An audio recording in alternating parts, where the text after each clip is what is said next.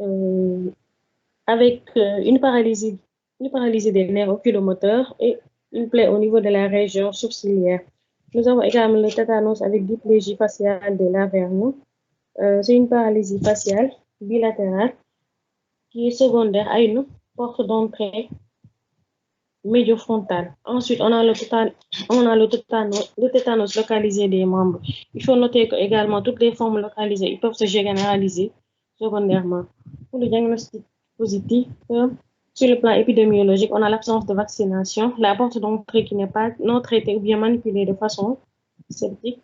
Ensuite, une absence de visite prénatale chez la femme enceinte et les arguments paracliniques, à savoir les diagnostics cliniques.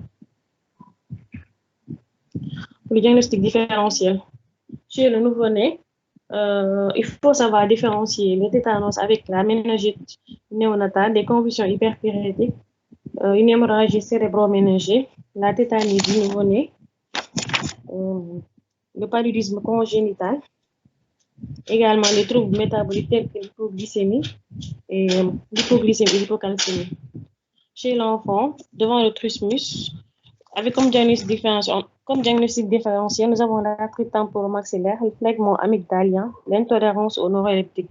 Devant les contacts généralisés, nous avons l'intoxication au strychnine, la méningite, le neuropaludisme et l'hystérie.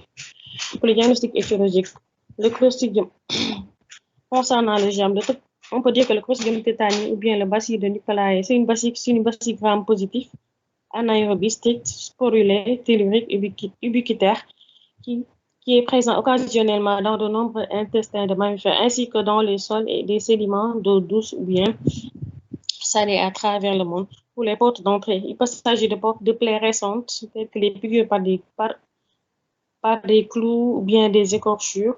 Il peut s'agir également de plaies chroniques, telles que les ulcères de jambes, la dermatose.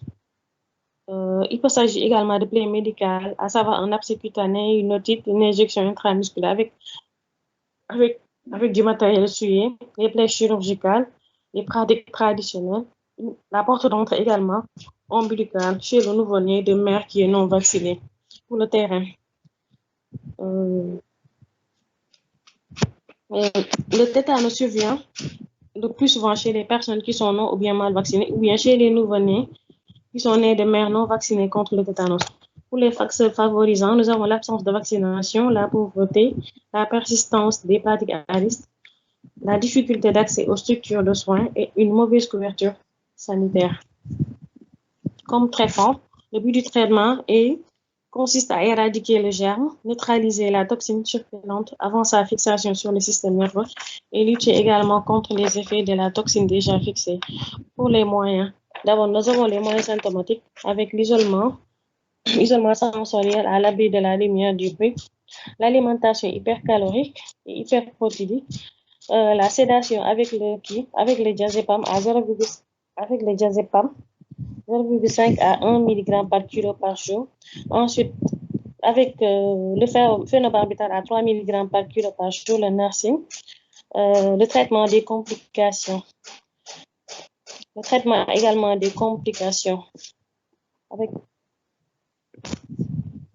le traitement des complications. Ensuite, pour les moyens écologiques, nous avons l'antibiothérapie avec la pénicilline G, la pénicilline A, le métronidazole à 30 mg par kilo, le parage de la porte d'entrée avec les antiseptiques, une mise à plat et extraction du corps étranger et incision et drainage d'une collection qui est sucrée. La sérothérapie curative